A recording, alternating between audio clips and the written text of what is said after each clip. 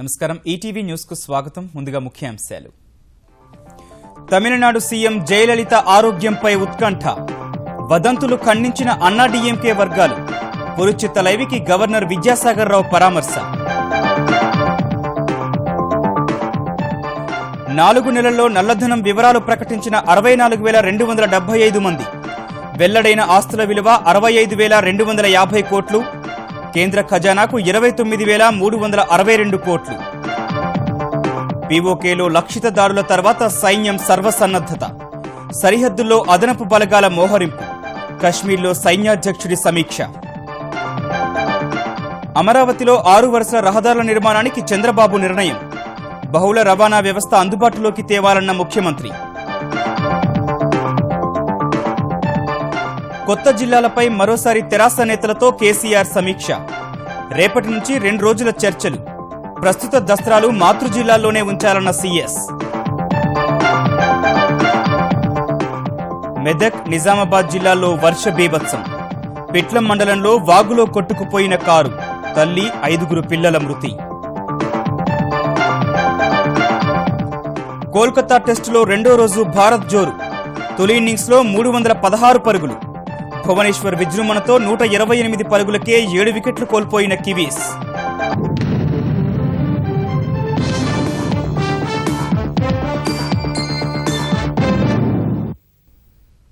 తొమ్మిది రోజుల నుంచి అనారోగ్యంతో చెన్నైలోని అపోలో ఆసుపత్రిలో చికిత్స పొందుతున్న తమిళనాడు ముఖ్యమంత్రి జయలలిత కోలుకుంటున్నట్లు అన్నాడీఎంకే వర్గాలు ప్రకటించాయి. జయలలిత ఆరోగ్యంపై వస్తోన్న వదంతులను నమ్మరాదని ఆ వర్గాలు స్పష్టం చేశాయి. సెప్టెంబర్ 22న తీవ్ర జ్వరం, డీహైడ్రేషన్తో చెన్నైలోని అపోలో ఆసుపత్రిలో చేరిన జయలలితకు లండన్ నుంచి వచ్చిన వైద్యుల పర్యవేక్షణలో ఆమెకు చికిత్స అందిస్తున్నట్లు సమాచారం. జయలలిత ఆసుపత్రిలో ఉండగానే పలు అధికారిక సమావేశాలు నిర్వహించారని ప్రభుత్వం ఓ ప్రకటనలో తెలిపినప్పటికీ ఎన్ని రోజులు ఆమెను ఆసుపత్రిలో ఉంచాల్సి వస్తుందనే అంశంపై ప్రభుత్వం, ఆసుపత్రి వర్గాలు పెదవి విప్పటం లేదు.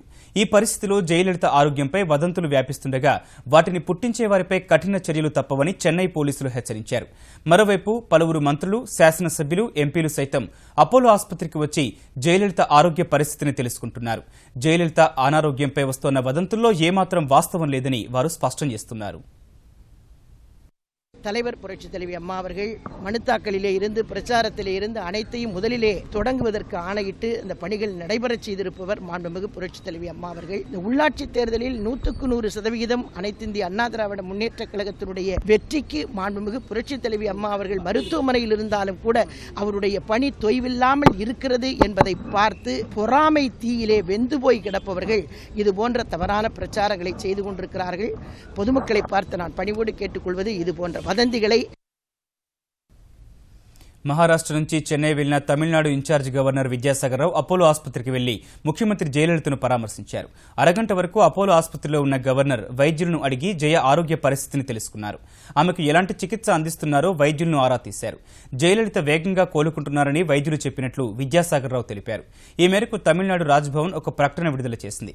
మరోవైపు జయలలిత ఆరోగ్యంగా ఉన్నారని అన్నాడీఎంకే అధికార ప్రతినిధి సరస్వతి ఈటీవీకి తెలిపారు. కరుణానిధి డిమాండ్ చేసినట్లుగా జయలలిత ఫోటోలు విడుదల చేయాల్సిన అవసరం లేదన్న ఆమె తాము ప్రజలకే జవాబుదారీ కానీ ప్రతిపక్షాలకు కాదన్నారు. 22nd ఈ నైట్ అమ్మగారు వచ్చారు ఫీవర్తో, కోల్డ్ వలన. 23rd మధ్యాహ్నమే డాక్టర్స్ చెప్పారండి ఫీవర్ తగ్గింది, కోల్డ్ తగ్గింది, నార్మల్ ఫుడ్ తీసుకున్నారని. ఈ 9 డేస్లో మీరు చూస్తే ఎవ్రీ డే అమ్మ పొలిటికల్గా ఎన్ని పనులు చూసారు.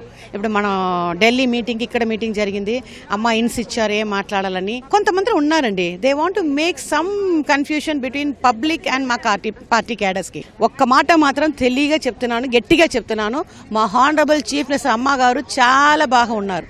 దేవుడు దయ అమ్మకి ఎప్పుడు ఉంటుంది. ఈ వదంతులన్నీ అబద్ధమే, ఎవరు నమ్మొద్దు.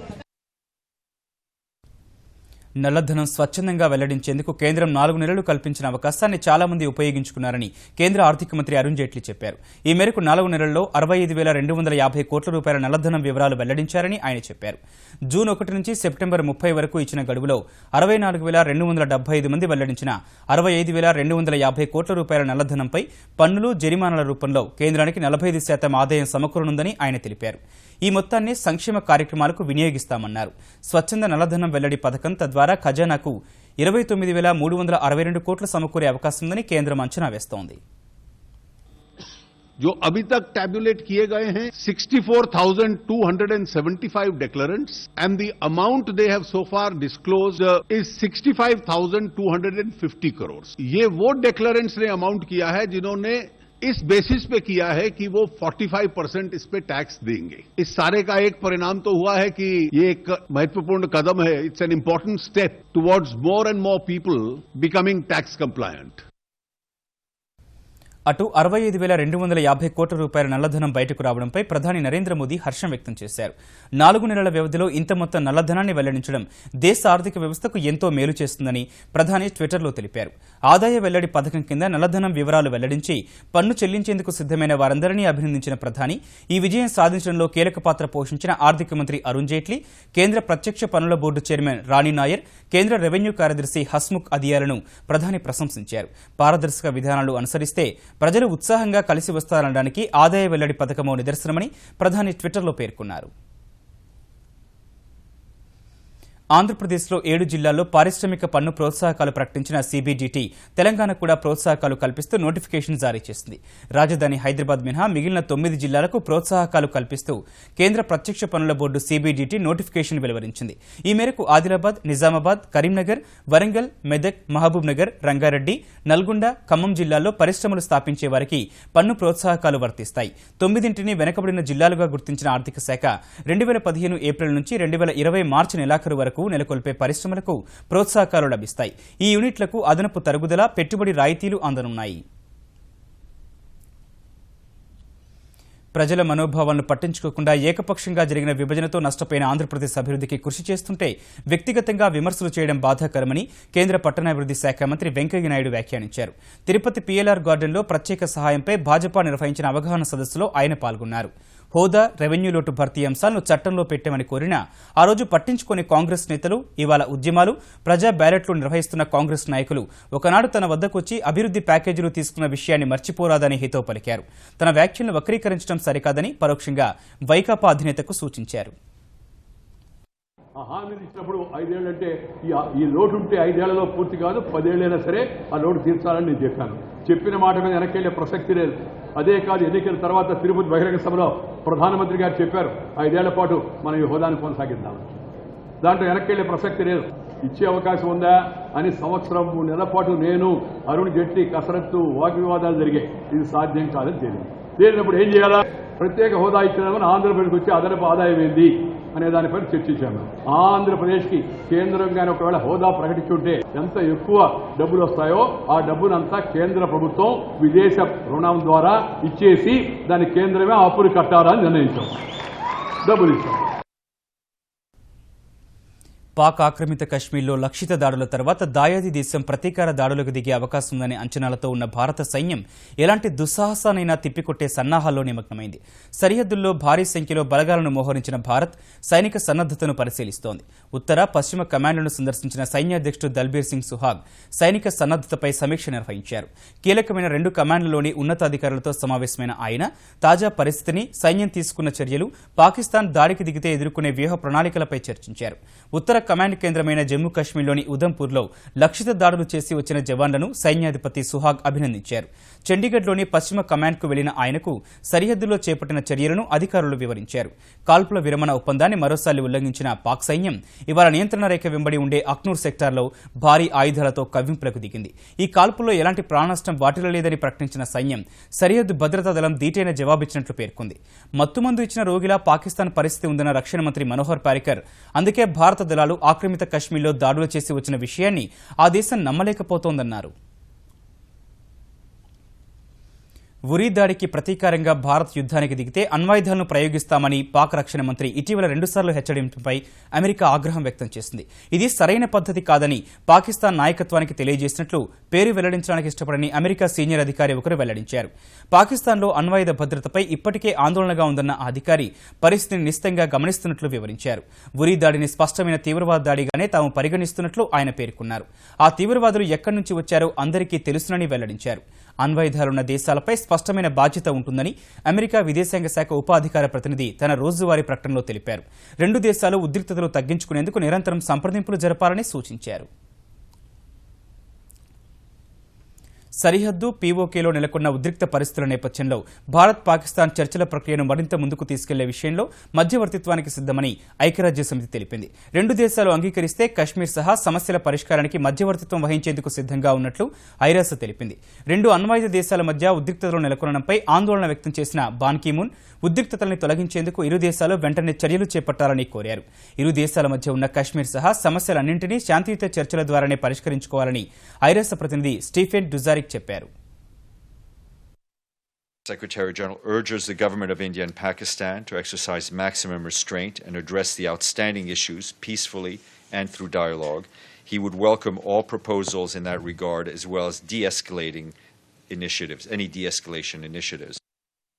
రాజధాని అమరావతి నిర్మాణం ఆంధ్రప్రదేశ్ ఆర్థికాభివృద్ధికి దోహదపడాలి కానీ స్థిరాస్తి వ్యాపారంలో ఉండకూడదని ముఖ్యమంత్రి చంద్రబాబు స్పష్టం చేశారు. రాజధాని నిర్మాణంపై ఉన్నత స్థాయి సమీక్ష నిర్వహించిన ఆయన నవంబర్ 15 కల్లా అన్ని గ్రామాల్లో ప్లాట్ల పంపిణీ పూర్తి చేయాలని సూచించారు. స్విస్ ఛాలెంజ్, ఎన్జీటీ కేసులపై చర్చించారు. రాజధాని నిర్మాణం పూర్తిగా నిబంధనలకు అనుగుణంగానే జరుగుతోందని ముఖ్యమంత్రి చంద్రబాబుతో సమీక్ష ముగిసిన తర్వాత ఆంధ్రప్రదేశ్ పట్టణాభివృద్ధి శాఖ మంత్రి నారాయణ స్పష్టం చేశారు. అంటే మొదటైతే 4 లైన్స్ అనుకున్నాం. ఇక్కడికి వచ్చే ఎవరైతే పారిశ్రామికవేత్తలు వస్తారో ఈ యొక్క సాఫ్ట్వేర్ కానీ అదరే కానీ వాళ్ళు రావడానికి కానీ వాటికి కొన్ని కన్వీనియంట్గా ఉంటుంది అనేది అంతా ఈరోజు 6 లైన్స్ రోడ్స్ 3 రోడ్లు వేసేటట్టుగా డెసిషన్ ఇవ్వడం జరిగింది.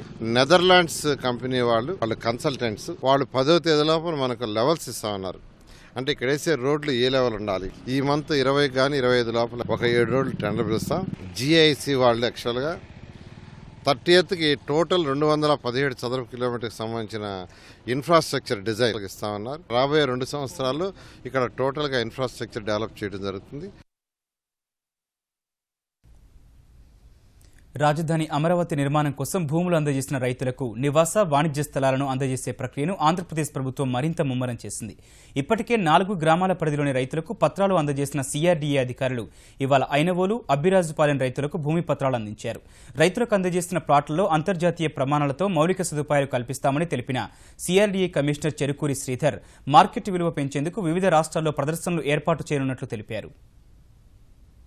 మన గౌరవ ముఖ్యమంత్రి గారు ఇచ్చినటువంటి విలువైనటువంటి ముఖ్యమైన సూచన ఏంటంటే రైతులకు సంబంధించినటువంటి ప్లాట్లు ఏవైతే ఉన్నాయో వాటి యొక్క విలువను పెంచడానికి CRDA తరపున ఒక ప్రత్యేకమైనటువంటి సెల్ ని ఏర్పాటు చేసి రైతులతో కలిసి రైతుల ద్వారా అలాగే రైతులను ఫెసిలిటేట్ చేస్తూ వివిధ రాష్ట్రాల్లోనూ అలాగే వివిధ నగరాల్లోనూ అవసరం అనుకున్నట్టయితే వివిధ దేశాల్లో కూడా రోడ్ షోస్ నిర్వహించి అలాగే రైతులకు సంబంధించినటువంటి ప్లాట్లకి అభివృద్ధి చేయడానికి డెవలపర్స్ ని తీసుకురావడానికి చర్యలు తీసుకోమని చెప్పేసి ఆదేశించారు.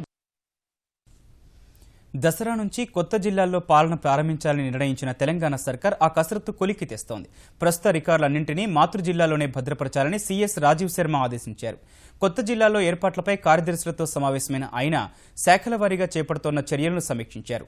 రికార్డులను స్కానింగ్ చేసి కొత్త జిల్లాలకు పంపాలని, అసలు దస్తాలను మాతృ జిల్లాల్లోనే భద్రపరచాలని స్పష్టం చేశారు. సిబ్బంది సర్దుబాటుకు సిద్ధంగా ఉండాలని సూచించారు. మరోవైపు కొత్త జిల్లాలపై ముఖ్యమంత్రి కేసీఆర్ రేపు, ఎల్లుండి పార్టీ నేతలతో సమావేశం కానున్నారు. రేపు మెదక్, నిజామాబాద్, రంగారెడ్డి, మహబూబ్ నగర్, నల్గొండ జిల్లాల నాయకులతో, సోమవారం హైదరాబాద్, వరంగల్, ఆదిలాబాద్, ఖమ్మం, కరీంనగర్ జిల్లాల నేతలతో చర్చిస్తారు. ప్రజాభిప్రాయానికి అనుగుణంగానే కొత్త జిల్లాలు ఏర్పాటు చేయాలని భావిస్తోన్న కేసీఆర్ క్షేత్రస్థాయి నేతలు, ప్రజాప్రతినిధుల అభిప్రాయాలు తీసుకోనున్నారు. శాసనసభ సభ్యత్వానికి రాజీనామా చేస్తేనే గద్వాల జిల్లా ఏర్పాటవుతుందన్న తెరాస నేతల సవాల్కు స్పందించి తన పదవిని వదులుకుంటున్నట్లు కాంగ్రెస్ ఎమ్మెల్యే డీకే అరుణ తెలిపారు. రాజీనామా లేఖను ముఖ్యమంత్రి కేసీఆర్కు పంపుతున్నట్లు తెలిపిన అరుణ దాన్ని స్పీకర్కు పంపి ఆమోదించుకోవాలని సవాల్ విసిరారు. రాజీనామా చేయాలని తనకు సవాల్ విసిరిన తెరాస నేతలు ఇప్పుడు గద్వాల జిల్లా ఏర్పాటుకు ముఖ్యమంత్రిని ఒప్పించాలని అరుణ డిమాండ్ చేశారు. ముఖ్యమంత్రి గారు ఆ నడిగడ్డ యొక్క ప్రజల యొక్క ఆకాంక్షను డీకే అరుణ కోసమే అణిచివేయకుండా, వాళ్ళ ఆత్మాభిమానం దెబ్బతినకుండా గద్వాల జిల్లా కేంద్రంగా జోగులాంబ జిల్లాను చేయండి. ఈ లేఖను గద్వాల అలంపూర్ ప్రజలకు నష్టం జరగడం భావ్యం కాదని భావిస్తూ నా రాజీనామా లేఖను మీకు ఈ లేఖతో జత చేసి పంపిస్తున్నాను. దయచేసి గద్వాలను జిల్లాగా చేస్తూ ఆ లేఖను శాసనసభాపతి గారికి పంపించి ఆమోదింపజేయగలరని మనవి. మెదక్ జిల్లా జహీరాబాద్ పరిసర ప్రాంతాల్లో అర్ధరాత్రి నుంచి తెల్లవారుజాము వరకు కురిసిన వర్షానికి న్యాల్కల్, రాయకోడ్, జరాసంగం మండలాల్లోని అనేక గ్రామాలు జలమయమయ్యాయి. వరద ఉధృతికి నారింజ ప్రాజెక్టుకు 3 చోట్ల గండిపడి బీదర్ జహీరాబాద్ మధ్య రాకపోకలు నిలిచిపోయాయి. దాదాపు 15 గ్రామాల్లో చెరకు, కంది, సోయా పంటలు నీట మునిగాయి. న్యాల్కల్లోని 80 ఇళ్లలోకి వరద నీరు చేరి ధాన్యం, సామాగ్రి నీట మునిగాయి. జరాసంగం మండలంలోని జీర్ణపల్లి, మేదవల్లి, ఈదుపల్లి చెరువు కట్టలు తెగిపోయాయి. రాయకోడి వ్యవసాయ మార్కెట్ ప్రహారీ కొట్టుకుపోయింది. నిజామాబాద్ జిల్లా పిట్ల మండలం కారేగాం పిల్లివాగు ఉధృతికి కారు కొట్టుకుపోయి తల్లితో పాటు 5 పిల్లలు మృతి చెందారు. మెదక్ జిల్లా కంక్టి మండలం తడకల్ నుంచి నిజామాబాద్ జిల్లా పిట్లంలోని ఆసుపత్రికి వస్తుండగా పిల్లివాగు వంతెన వద్ద కారు కొట్టుకుపోయింది. జంగం రాజమణి 10 నెలల పాప దగ్గర నుంచి 7 ఏళ్ల వయసు వరకు ఉన్న ఆమె 5 కుమార్తెలు నీటిలో మునిగి చనిపోయారు. డ్రైవర్ రాజమణి తమ్ముణ్ణి పోలీసులు, స్థానికులు రక్షించగలిగారు. హంద్రీనీవా నీటి కోసం ఏళ్ల తరబడి ఎదురుచూసిన అనంతపురం జిల్లాలోని పలు గ్రామాల కల నెరవేరింది. 6 రోజుల క్రితం జీడిపల్లి నుంచి విడుదల చేసిన కృష్ణా నీరు చెరువులకు చేరుతోంది.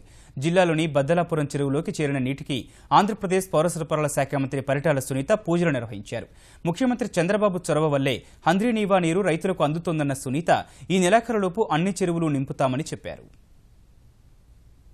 ఈ రోజు గౌరవ ముఖ్యమంత్రి చంద్రబాబు నాయుడు గారు హంద్రీనీవా కాలువ పూర్తి చేసి అన్ని చెరువులకి నీళ్లు అందిస్తా అంటే వాళ్ళు ఆనందంకి అద్దలేక ఉన్నదంటే అంత ఆనందంగా ఉన్నారు. 1వ తారీఖు లోపు గొల్లపల్లికి నీళ్లు తీసుకోవాలని సార్ కూడా ఎంతో ప్రయత్నం చేశాం. కానీ ఈ నెల 20-25వ తారీఖు లోపు గొల్లపల్లికి కూడా నీళ్లు తీసుకెళ్తాం. ఆ చెరువు కింద అంటే మన జీడిపల్లి నుంచి గొల్లపల్లికి ఎన్ని చెరువులు ఉంటే అన్ని చెరువులకి నీళ్లు పూర్తి స్థాయిలో ఇస్తామని ప్రతి రైతు సోదరులకు కూడా తెలియజేస్తున్నా. తెలుగు రాష్ట్రాల్లో దసరా సందడి మొదలైంది. ఆంధ్రప్రదేశ్, తెలంగాణలోని శక్తిపీఠాలు, ప్రముఖ ఆలయాలు సహా అన్ని జిల్లాల్లో దేవీ నవరాత్రి వేడుకలు కన్నుల పండుగగా జరుగుతున్నాయి. పుణ్యక్షేత్రాల్లో అమ్మ దర్శనం కోసం భక్తులు బారులు తీరుతున్నారు. ఆంధ్రప్రదేశ్ వ్యాప్తంగా వాడవాడలా శరన్నవరాత్రి వేడుకలు ఘనంగా జరుగుతున్నాయి. బెజవాడ ఇంద్రకీలాద్రిపై అమ్మవారు స్వర్ణ కవచ అలంకృత దుర్గాదేవిగా భక్తులకు దర్శనమిస్తున్నారు. 4 క్యూ లైన్లలో భక్తులు అమ్మవారిని దర్శించుకుంటున్నారు. రాత్రి 11 గంటల వరకు దర్శనానికి భక్తుల్ని అనుమతిస్తారు. అష్టాదశ శక్తిపీఠమైన శ్రీశైల మహాక్షేత్రంలో దేవి శరన్నవరాత్రి ఉత్సవాలు భ్రమరాంబాదేవి ఆలయంలో శాస్త్రోక్తంగా జరుగుతున్నాయి. సాయంకాలం శైలపుత్రి అలంకారంలో భ్రమరాంబికాదేవి స్వామితో కలిసి భృంగి వాహనంపై గ్రామోత్సవంలో భక్తులకు దర్శనమిచ్చారు. విశాఖపట్నంలోని శ్రీ కనక మహాలక్ష్మి దేవాలయంలో ఉదయం నుంచి ప్రత్యేక పూజలు చేస్తున్నారు. ప్రకాశం జిల్లా చీరాల సంత బజార్ శ్రీ వాసవి కన్యకా పరమేశ్వరి అమ్మవారి దేవాలయంలో నవరాత్రి ఉత్సవాలు ఘనంగా జరుగుతున్నాయి. 1116 బిందెలతో మహిళలు పట్టణంలో ఊరేగింపుగా వచ్చి పసుపు, కుంకుమ కలిపిన నీటితో అమ్మవారికి జలాభిషేకం చేశారు.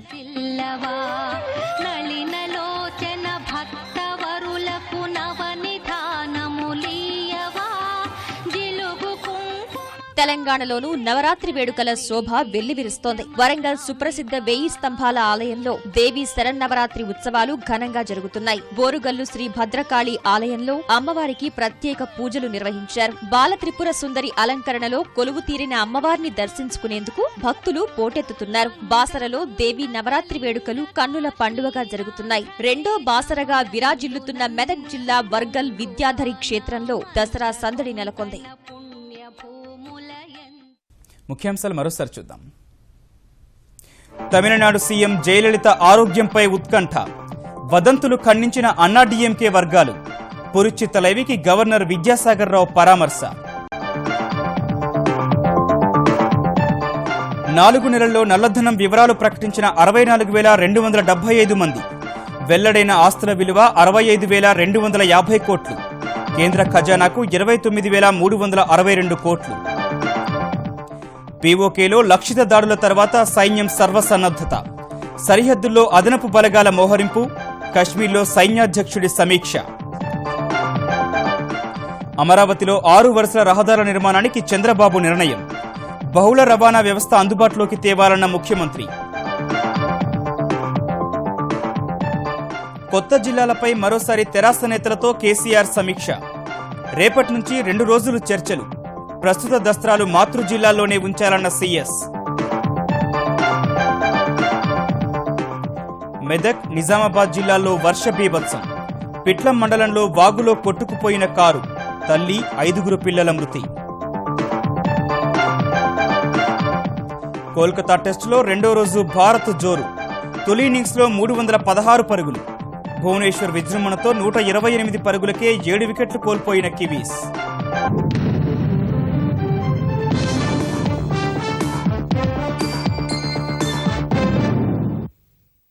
ఈటీవీ న్యూస్ సమాప్తం. నమస్కారం.